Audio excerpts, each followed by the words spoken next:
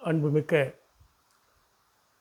போக்குவரத்து கழக ஓய்வு பெற்ற நண்பர்களே, தோழர்களே, சகோதரிகளே, அனைவருக்கும் பொங்கல் வாழ்த்துக்களுடன் காலை வணக்கத்தை உரித்தாக்கிக் கொள்கிறேன். சேதுராமன், ரேவா அமைப்பினுடைய மாநில துணை பொதுச் செயலாளர்.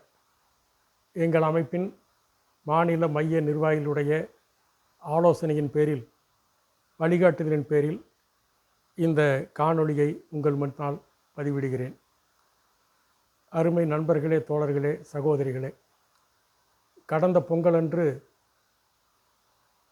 நாம் மிகுந்த ஒரு சிரமத்தில் கடுமையான நெருக்கடியை எதிர்கொண்டு டிஏ உயர்வுக்குண்டான பலகட்ட களப்போராட்டங்களையும் சட்ட போராட்டங்களையும் நடத்தி அதனுடைய விளைவாக இந்த ஆண்டு பொங்கல் பண்டிகை நாம் கொண்டாடுகின்ற போது அதிலே இன்றைக்கு பணியில் இருக்கக்கூடிய தொழிலாளிக்கு இணையான 2016க்கு முன்பாக ஓய்வு பெற்றவர்களுக்கு 257 சதமும், 16க்கு பின்பாக ஓய்வு பெற்றவர்களுக்கு 58% நாளைய தினம், அதாவது 5/1/2026 அன்று நம்முடைய கணக்கில் ஏற இருக்கிறது என்ற மகிழ்ச்சியான செய்தியை உங்களோடு பகிர்ந்து கொள்வதோடு, இது சம்பந்தமான பல்வேறு பதிவுகள், பல்வேறு கருத்துக்கள் இன்றைக்கு வலைதளங்களிலே காணொளி மூலமாக பரவி வந்து கொண்டிருக்கிறது. ரேவா அமைப்பை குறை சொல்வதற்காக, ரேவா அமைப்புடைய சாதனைகளை, நம்முடைய நடவடிக்கைகளை முற்றாக மறைத்துவிட்டு ஒரு மாய வலையை பின்னி மாய திரையை போட்டு மறைக்க பார்க்கின்றார்கள்.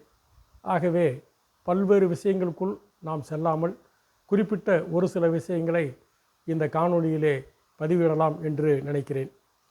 குறிப்பாக கடந்த 2 தினங்களுக்கு முன்பாக கோவை அலுவலர் சங்கம் உள்ளிட்ட 35 அமைப்புகளின் கோவை பேரவையினுடைய சட்ட ஆலோசகர் மதிப்பிற்குரிய சிங்காரம் அவர்கள், நான் ரொம்ப மரியாதையைத்தான் சொல்லுகிறோம், மதிப்புக்குரிய சிங்காரம் அவர்கள் ஒரு காணொளியை பதிவிட்டிருந்தார். அதிலே அவர் கேட்ட பல கேள்விகளுக்கு நாம் பின்னால் பதில் சொல்லலாம். நாம் அதிலே தெளிவுபடுத்த வேண்டியது என்னவென்றால், டிஏ உயர்வு வழக்கு, நம்முடைய அமைப்பினுடைய வழக்கு சென்னை உயர்நீதிமன்றத்திலே 1750/2020 அதனுடைய தீர்ப்பை அமுல்படுத்தவில்லை என்று அவமதிப்பு வழக்கு 240/2025. இந்த 2 வழக்குகளின் உத்தரவுகளை, இந்த 2 வழக்கினுடைய தீர்ப்புகளை நாம் பல முறை பதிவிட்டு விட்டோம். அந்த உத்தரவுகளில் நாம் கேட்ட, இப்போது நாம் பெறுகின்ற அந்த டிஏ வழங்குவதற்குண்டான உத்தரவும் அரசாங்கத்துடைய பிரமாண பத்திரமும் தாக்கல் செய்யப்பட்டு அதை நாம் பதிவேற்றம் செய்திருக்கிறோம். அதே நேரத்தில் மதுரை உயர்நீதிமன்றத்தில் கோவை அலுவலர் சங்கம், கோவை பேரவை அல்ல, கோவை அலுவலர் சங்கமும் மதிப்பிற்குரிய சிங்காரம் அவர்களும் மனுதாரர்களாக இணைந்து ஒரு வழக்கை தொடுக்கின்றார்கள். 1147/2020 என்ற வழக்கு. அதற்கு முன்பாக தென் மாவட்டங்களைச் சேர்ந்த 5 நிர்வாக இயக்குநர்கள், தனித்தனியாக 5 நிர்வாக இயக்குநர்கள் 644/2020 என்ற வழக்கை தாக்கல் செய்கிறார்கள். அதேபோல் ஓய்வு பெற்ற பல தொழிலாளர்கள், நம்முடைய ரேவா நிர்வாகிகள் உட்பட பலரும் அந்த பல வழக்குகளை மதுரை உயர்நீதிமன்றத்திலே தொடுக்கின்றார்கள். அவை அனைத்தையும் ஒன்றிணைத்து நீதியரசர் தண்டபாணி அவர்கள் 2/3/2023 அன்று ஒரு சிறப்பான தீர்ப்பை அளிக்கின்றார். அந்த தீர்ப்பினுடைய முதல் பக்கத்திலும் சரி, அந்த தீர்ப்பினுடைய முழு விவரங்களிலும் இந்த தீர்ப்பு என்பது கோவை அலுவலர் சங்கத்திற்கு மட்டும் என்று எந்த இடத்திலும் குறிப்பிடப்படவில்லை என்பதை திரும்ப திரும்ப நாம் சொல்லி வருகிறோம். கோவை அலுவலர் சங்கம் அதில் இருக்கிறது, நாமும் இருக்கிறோம், தனிநபர்களும் இருக்கின்றார்கள் என்ற உண்மையை சொன்னால் அவர்களுக்கு கோபம் வருகிறது. தாம் தான் பெற்றுக் கொடுத்தோம், தாங்கள் தான் பெற்றுக் கொடுத்தோம் என்பதையே திரும்ப திரும்ப செய்து சொல்லி கொண்டிருக்கின்றார்கள். அவருடைய வழக்கு முதல் வழக்கு என்று சொன்னால், அதற்கு முன்பாகவே 2019ஆம் ஆண்டிலேயே 27/376/2019, 27/102/2019 என்ற வழக்கு திருச்சியைச் சேர்ந்த 2 ஓய்வு பெற்ற நண்பர்கள் தொடுத்திருக்கின்றார்கள். அந்த வழக்குடைய தீர்ப்பும் இந்த 2/3/2023 தீர்ப்பில் உள்ளடக்கும். ஆக சென்னையில் நடத்திய வழக்கினுடைய தீர்ப்பு ரேவாவுக்கு மட்டும் சொந்தமான தனியான தீர்ப்பு. மதுரை உயர்நீதிமன்றத்திலே கோவை அலுவலர் சங்கம் பீற்றிக் கொள்கின்ற அந்த தீர்ப்பு 62 பேர்களுக்கும் பொதுவான தீர்ப்பு. இதை எந்த இடத்திலும் எந்த ஆவணங்களிலும் தெளிவாக நாம் தெளிவாக்க முடியும். மாறாக அவர்கள் சொல்லுவதைப் போல கோவை பேரவை தான் வாங்கி கொடுத்தது என்று சொன்னால் கோவை பேரவைக்கு மட்டும்தான் பொருந்தும் என்ற ஏதாவது ஒரு உத்தரவை, ஏதாவது ஒரு வரியை அவர்கள் காட்டட்டும். காட்டினால் நாம் ஏற்றுக்கொள்ளலாம். மாறாக அவர்கள் சொல்லுவது நாங்கள் தான் உச்சநீதிமன்றம் வரை சென்றோம் என்று. இவர்கள் உச்சநீதிமன்றம் செல்லவில்லை. பென்ஷன் ட்ரஸ்ட்டும் அரசு தரப்பிலும் இந்த மதுரை வழக்கினுடைய 2/3/2023 தீர்ப்பை எதிர்த்து ரிட் அப்பீல் செய்கிறார்கள். ரெவ்யூ பெட்டிஷன் போடுகிறார்கள். ரெவ்யூ பெட்டிஷனிலும் பிறகு எஸ்எல்பி என்றும் செல்கிறார்கள். அன்று அரசாங்கமும் பென்ஷன் ட்ரஸ்ட்டும் சென்ற அந்த வழக்கிலே இவர்கள் எதிர்மனுதாரர்களாக இருக்கின்றார்கள். அதை நாங்கள் மறுக்கவில்லை. ஆனால் உயர்நீதிமன்றத்திலோ உச்ச நீதிமன்றத்திலோ எந்த இடத்திலும் எந்த தீர்ப்பிலும் எந்த குறிப்பிலும் இது கோவை பேரவைக்கு மட்டும் அல்லது கோவை அலுவலர் சங்கத்துக்கு மட்டும் இல்லை என்பதை ஆணித்தரமாக நம்மால் அடித்து சொல்ல முடியும். அப்படி அவர்களுக்கு மட்டும் என்று ஏதாவது விவரங்கள் இருந்தால், ஆவணங்கள் இருந்தால் வெளியிட்டால் அதை நாம் சரிபார்த்து கொள்ளலாம். உண்மை என்று சொன்னால் ஒத்துக்கொள்ளலாம் என்பதை இந்த நேரத்திலே தெரிவித்து கொண்டு, நமக்கு ஒரு சின்ன சந்தேகம். சென்னையிலே நாம் வெற்றி பெற்றோம். அதை எதிர்த்து அரசாங்கமோ நிர்வாகமோ அப்பீல் செய்யவில்லை. உச்ச நீதிமன்றம் செல்லவில்லை. மதுரையில் 62 பேர் போட்டார்கள். அந்த 62 பேரிலே 12 பேர் அவமதிப்பு வழக்கு தொடுத்தார்கள். நம்முடைய நிர்வாகி, மதுரை நிர்வாகி சந்திரசேகரன், முத்துசாமி உட்பட 12 பேர் அவமதிப்பு வழக்கு தொடுத்தார்கள். அரசாங்கம் நிர்வாகமும் இந்த 12 பேர் வழக்குகளையும் அப்பீல் செய்யாமல், உச்சநீதிமன்றத்திற்கு எடுத்து செல்லாமல், கோவை பேரவையினுடைய கோவை அலுவலர் சங்கத்தினுடைய வழக்கை மட்டும் ஏன் அப்பீல் செய்தார்கள், உச்சநீதிமன்றம் சென்றார்கள் என்ற விவரத்தை சட்ட ஆலோசகர் சிங்காரம் அவர்கள் சொன்னால் தெளிவாக இருக்கு. ஏன் போனார்கள்? தீர்ப்பு பொதுவான தீர்ப்பு, வழக்கு 62 பேருடைய வழக்கு. அதில் குறிப்பிட்ட 2 வழக்குகளுக்கு மட்டும் உச்சநீதிமன்றம் செல்ல வேண்டிய அவசியம் அரசுக்கும் பென்ஷன் ட்ரஸ்ட்டுக்கும் ஏன் வந்தது? உங்களுக்குள் அப்படி என்ன புரிந்துணர்வு ஒப்பந்தம் ஏதாவது உண்டா என்பதை தெளிவுபடுத்த வேண்டும் என்பதை இந்த நேரத்திலே நாம் தெரிவித்துக் கொள்கிறோம். நம்மை பொறுத்த ரேவாவை பொறுத்தவரை டிஏ ஒரு வழக்கில் கோவை அலுவலர் சங்கமோ கோவை பேரவையோ இல்லை என்று நாம் எந்த இடத்திலும் சொல்லவில்லை, இனியும் சொல்ல மாட்டோம். ஆனால் அதே நேரத்தில் அந்த வழக்கில் ரேவாவும் இருக்கிறது என்ற உண்மையை சொன்னால் ஒத்துக்கொள்ள மறுப்பதைத்தான் நம்மால் புரிந்து கொள்ள முடியவில்லை. ஒரு வழக்கை தனித்தனியாக நடத்துவதா இணைத்து நடத்துவதா என்பது முடிவு செய்வது நாம் அல்ல, வழக்கறிஞரின் அல்ல, அது நீதியரசர் முடிவு பண்ணுவதுதான். இந்த நடவடிக்கை என்பது இப்போது கிடைத்திருக்கக்கூடிய நாளை மறுநாள் நாளைய தினம் நாம் பெறக்கூடிய அந்த டிஏ உயர்வு என்பது ஒரு கடினமான பாறை. அரசாங்கம் நிறுத்தி வைத்த டிஏ உயர்வு என்பதை முடக்கி வைத்த அந்த கடினமான பாறையை பலரும் உடைப்பதற்கு அதிலே பலரும் உடைத்து பலருடைய அடித்தின் பிறகு அந்த பாறை உடைகிறது. அதிலே என்னால் நான் அடித்ததால்தான் இந்த பாறை உடைந்தது என்று சொன்னால் அது எப்படி பொருத்தமாக இருக்கும் என்பதை உங்களது சிந்தனைக்கே விட்டுக்கொள்கிறேன். பலருடைய முயற்சி, பலருடைய நடவடிக்கை, பலருடைய வழக்குகள், அதன் காரணமாக வந்த தீர்ப்பை தான் மட்டும்தான் என்ற அந்த தலை கணம், அந்த கர்வம் என்பது ஆகாது என்பதை இந்த நேரத்திலே குறிப்பாக சொல்லிக்கொள்ள கடமைப்பட்டிருக்கிறோம். அது மட்டுமல்ல 2016 ஜனவரியில் நிறுத்தப்பட்ட டிஏவிற்கு இன்றைக்கு பொங்கி வழிகின்ற கோவை அலுவலர் சங்கம் 2020 வரை ஏன் நீதிமன்ற நடவடிக்கை செல்லவில்லை? ரேவா சென்றது, வழக்கு பின்னடைவை சந்தித்தது, அதை நாங்கள் ஒத்துக்கொள்கிறோம். அந்த பின்னடைவை சந்தித்தாலும் கூட உடனடியாக 142 வழக்கின் மூலமாக அதை சரி செய்து விட்டோம். நீங்கள் ஏன் 2016 இருந்து 2020 வரை அந்த வழக்குக்கு செல்லவில்லை என்பதை நீங்கள் தான் தெளிவுபடுத்த வேண்டும். மீண்டும் நாம் கேட்டுக்கொள்வதெல்லாம், கோவை அலுவலர் சங்கத்தினுடைய வழக்கு 1147, அவமதிப்பு வழக்கு 1471, இந்த வழக்கினுடைய உங்களது பிரேயரில் எந்த இடத்திலாவது காக்கி சட்டை அல்லது ப்ளூ சட்டை போட்ட சாதாரண தொழிலாளர்கள் அல்லது தொழிலாளர்களை பற்றிய ஒரு வார்த்தையோ ஒரு வரியோ இருக்கிறதா என்பதை நீங்கள் தெளிவுபடுத்த வேண்டும் என்பதை சொல்லுகிறோம். இப்போது கிளைகளிலே மற்ற இடங்களிலே ஒரு பெரிய விளம்பர தட்டிகளை வைத்திருக்கின்றார்கள். நிதி நெருக்கடியை காரணம் காட்டி நிறுத்தப்பட்ட டிஏ உயர்வை உச்சநீதிமன்றம் வரை சென்று பெற்றுக் கொடுத்த கோவை அலுவலர் சங்கத்திற்கு பாராட்டுகள் என்று வைக்கிறார். அது அவருடைய உரிமை. யார் வேண்டாலும் விளம்பரப்படுத்தலாம், தட்டி வைக்கலாம், அதில் உரிமை. அதை நாம் தவறு என்று சொல்லவில்லை. ஆனால் நாம் கேட்பது, நிதி நெருக்கடி என்று டிஏ உயர்வை நிறுத்தியது யார்? 2016 ஆண்டு மார்ச் மாதம் நடைபெற்ற பென்ஷன் ட்ரஸ்ட் கூட்டத்தில் நிதி நெருக்கடி இருக்கிறது, ஆகவே டிஏ உயர்வு வழங்க முடியாது என்று நிறுத்துவதற்கு அந்த கூட்டத்திலே கலந்து கொண்டவர்கள் யார்? கலந்து கொண்ட அதிகாரிகள் யார்? அதை நீங்கள் தான் தெளிவுபடுத்த வேண்டும். நாங்கள் யாரும் இல்லை, தொழிற்சங்க பிரதிநிதிகள் அதில் யாரும் இல்லை, அதிகாரிகள் தான் இருந்தீர்கள். ஆக நீங்கள் பதவியில் இருக்கும்போது அதை நிறுத்துவீர்கள், ஓய்வு பெற்ற பிறகு நான் தான் வாங்கி கொடுத்தேன் என்று வெளியே வந்து தம்பட்டம் அடிப்பீர்கள் என்பதை நிச்சயமாக தொழிலாளர்கள் புரிந்து கொள்வார்கள் என்பதை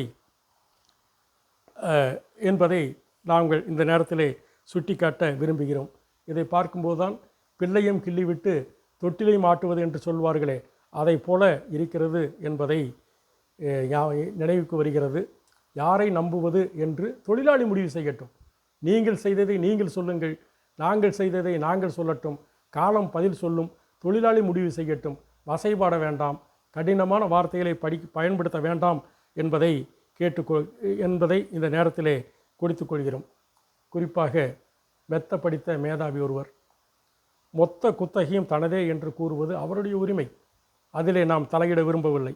ஆனால் அவர் படித்த படிப்புக்கோ அவர் வகித்த பதவிக்கோ சற்றும் தகுதி இல்லாமல் கயவர்கள், அறிவில்லாதவர்கள், முட்டாள்கள், பவேரியா கொள்ளையர்கள் என்றெல்லாம் ஆத்திரத்தின் உச்சிக்கு சென்று வசைபாடுவது மதிப்பிற்குரிய சிங்காரம் அவர்களே, அது உங்களது உடல்நலத்துக்கு சரியல்ல. உங்களது அந்த ஆத்திரத்தை குறைத்து கொள்ளுங்கள். உங்களது உடல்நலனை நீங்கள் பார்த்து கொள்ளுங்கள் என்பது இந்த நேரத்தில் தெரிவித்து கொண்டு, கொள்ளையர்கள் யார் என்பதை கீழே சொல்லக்கூடிய ஒரு சில விஷயங்களுக்கு மனசாட்சி இருந்தால், நேர்மை இருந்தால், திரு சிங்காரம் அவர்களோ அல்லது கோவை அலுவலர் சங்கமோ இதர சங்கமோ பதில் சொல்லட்டும். நம்மை பொறுத்தவரை கழக அதிகாரிகள் அனைவருமே மோசமானவர்கள் அல்ல. நல்லவர்கள் பல பேர் இருக்கின்றார்கள். இன்றைக்கும் நம்மோடு பழகுகிறார்கள், நம்மோடு நட்பாக இருக்கிறார்கள். அவர்களெல்லாம் சொல்லவில்லை. ஆனால் திரு சிங்காரம் போன்ற ஒரு சில அதிகாரிகள், அவர்கள்தான் இன்றைக்கு பணியில் இருந்தபோதும் சரி, இன்றைக்கும் சரி, தொழிலாளர்களை கொள்ளையடிப்பதை ஒரு தொழிலாக வைத்திருக்கிறார்கள் என்பதற்குண்டான சிறிய ஒரு சில விஷயங்களை உங்களுக்கு ஞாபகப்படுத்த விரும்புகிறேன். 2006, 2007 காலகட்டத்தில் கழகப் பணிகளுக்கு தொழிலாளிகளை எடுக்கின்ற போது அந்த சாதாரண தொழிலாளி அண்டா குண்டாவை அடகு வைத்தும் அம்மாவுடைய தாலியை விற்றுவிட்டும் வந்து ஆளுவோர்களுக்கு கப்பம் கட்டுவதற்கு ஏஜெண்டாக செயல்பட்டு அடித்தது, கமிஷன் அடித்தது எந்த கொள்ளை ஆபீசரே? நான் ஏன் ஆபீசர் என்று சொல்கிறேன் என்று சொன்னால், அதிகாரிகள் என்று சொன்னாலோ அலுவலர்கள் என்று சொன்னாலோ அர்த்தம் வேறுபடும். ஆகவேதான் ஆபீசரே என்று நான் இந்த இடத்திலே குறிப்பிட விரும்புகிறேன். அண்டா குண்டாவை அடகு வைத்து அம்மா தாலியை விற்றுவிட்டு ஆட்சியாளர்களுக்கு கப்பம் கட்ட ஏஜெண்டுகளாக செயல்பட்டு கமிஷன் அடித்தது என்ன கொள்ளை ஆபீசரே? தொழிலாளர்கள் மீது ஒப்பு சப்பில்லாத காரணங்களை கூறி இன்கிரிமெண்ட் ரெவியூவை வெட்டி அவருடைய சம்பளத்தை குறைத்து அவர் வயிற்றில் அடித்தது என்ன கொள்ளை ஆபீசரே? சிக்கனம் என்ற பெயரில் தொழிலாளர்களுடைய வாழ்க்கையை சீரழித்து அடித்தது என்ன கொள்ளை ஆபீசரே? மாறி மாறி வந்த ஆளும் சங்கங்களின் வசூல் வேட்டைக்கு ஏஜெண்டாக சென்று கமிஷன் அடித்தது என்ன கொள்ளை ஆபீசரே?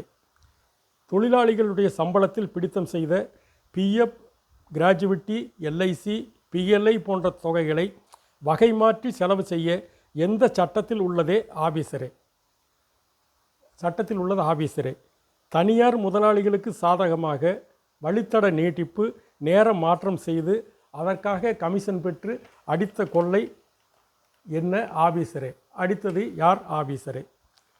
தொழிலாளர்கள் ஓய்வு பெறுகின்ற போது அமுல்படுத்தப்படாத தண்டனை என்று கூறி லட்சக்கணக்கில் கட்டச் சொல்லி கொள்ளையடித்தது என்ன கொள்ளை ஆபீசரே?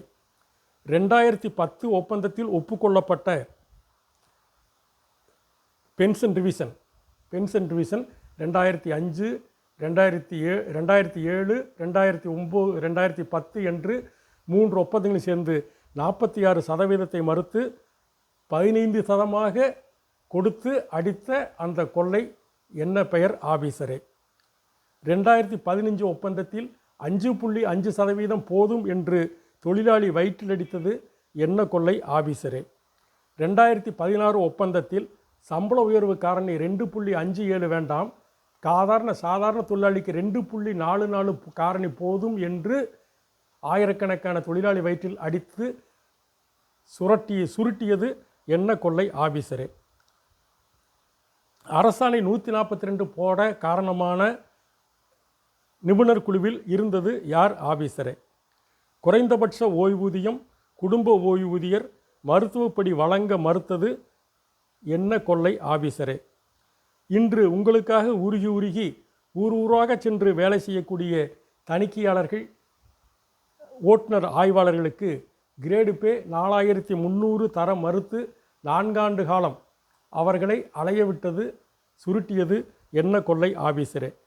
இவர்களுக்கு இன்றைக்கும் கூட பொங்கல் கருணை தொகை 500 1000 கிடைக்காமல் இருக்கிறதே, அதற்கு என்ன கொள்ளை ஆபீசரே?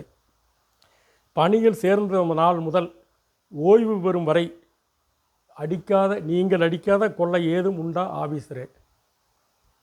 மனசாட்சி உள்ள அவரவர்களுக்கு தெரியும் தாங்கள் இதில் எந்த அளவுக்கு சம்பந்தம் இருக்கிறோம், என்ன செய்திருக்கிறோம் என்று தெரியும்.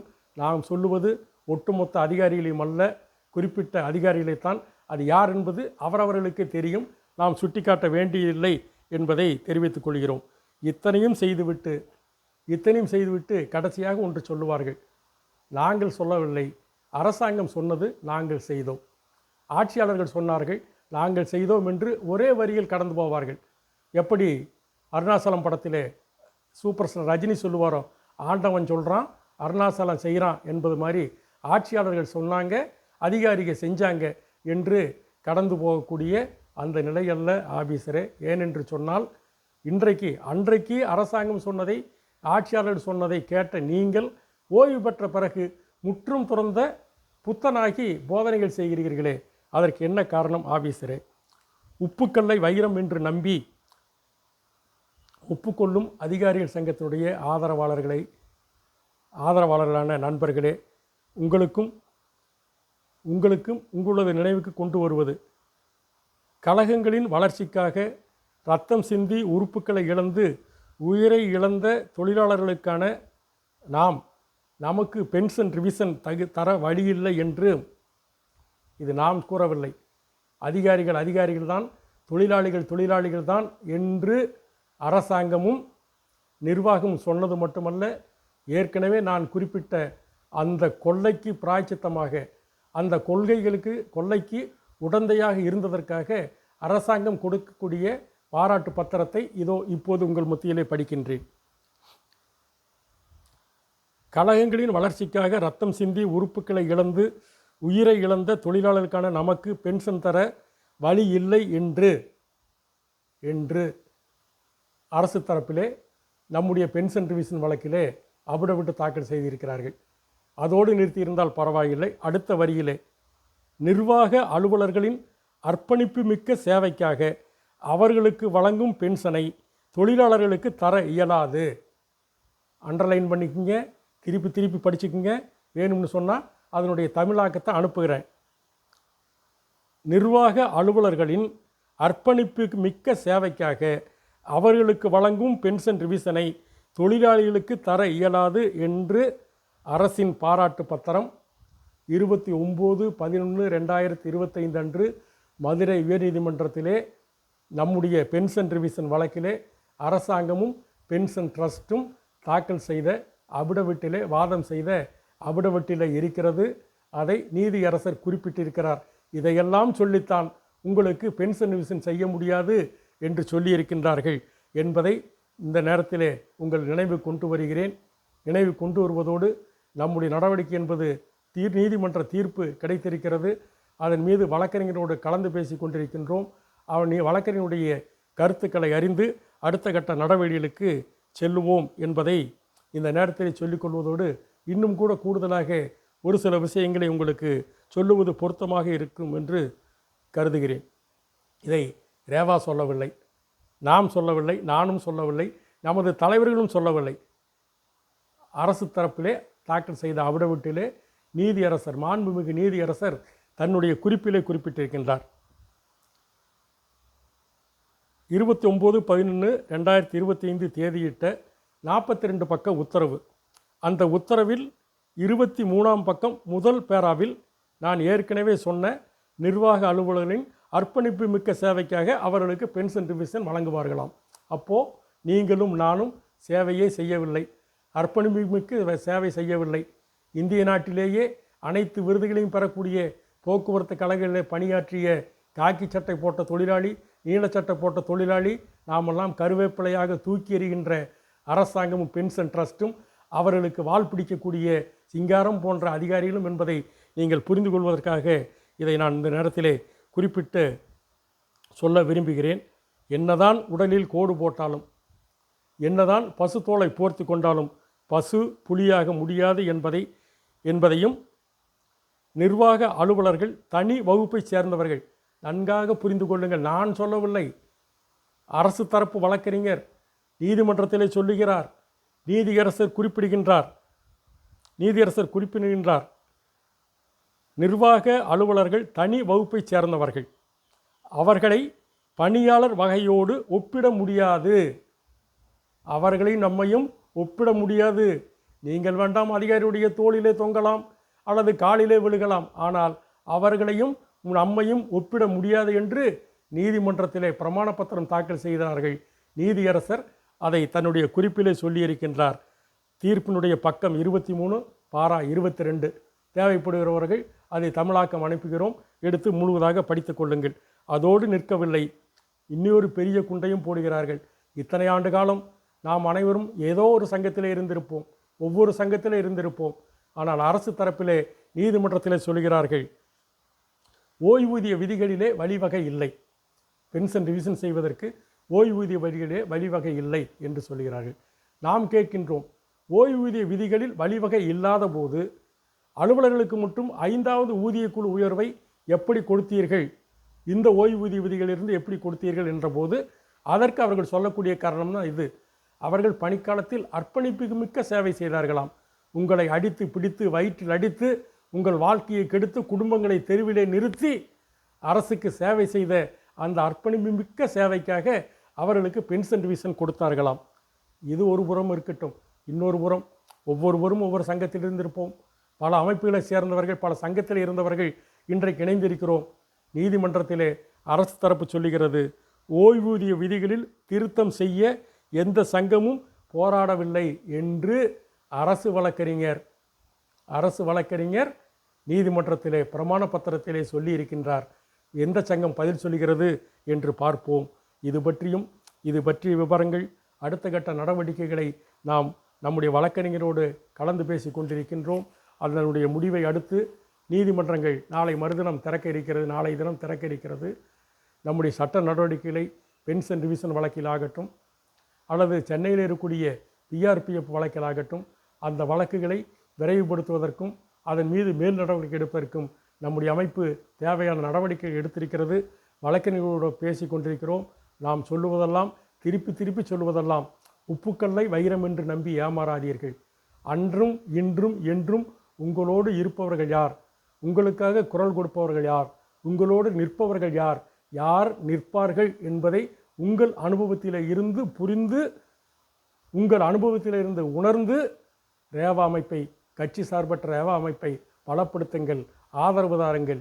யார் தூற்றினாலும் யார் போற்றினாலும் நம்முடைய பணி என்பது தொடர்ந்து நடக்கும் என்கிற உத்தரவாதத்தை உங்களுக்கு கொடுத்து கொண்டு, நம்முடைய அமைப்பு எந்த நோக்கத்துக்காக துவங்கப்பட்டதோ அதே போல அனைவரையும் உள்ளடக்கிய, அனைவரையும் ஒருங்கிணைக்கின்ற ஒரு பணியை தொடர்ந்து மேற்கொள்ளும் என்ற உத்தரவாதத்தை அளித்து வருகின்ற நாளை தினம் பெறக்கூடிய அந்த பென்ஷனிலே வரக்கூடிய டிஏ உயர்விலே ரேவா அமைப்பினுடைய நிர்வாகிகள் உங்களை அணுகுகிற போது அவர்களுக்கு ஆதரவு தாருங்கள், அவர்களுக்கு உங்களது ஒத்துழைப்பை தாருங்கள் என்று கூறிக்கொண்டு மீண்டும் ஒரு முறை பொங்கல் வாழ்த்துக்களோடு இந்த காணொளி நிறைவு செய்கிறேன். நன்றி, வணக்கம். அடுத்த காணொளியிலே சந்திப்போம்.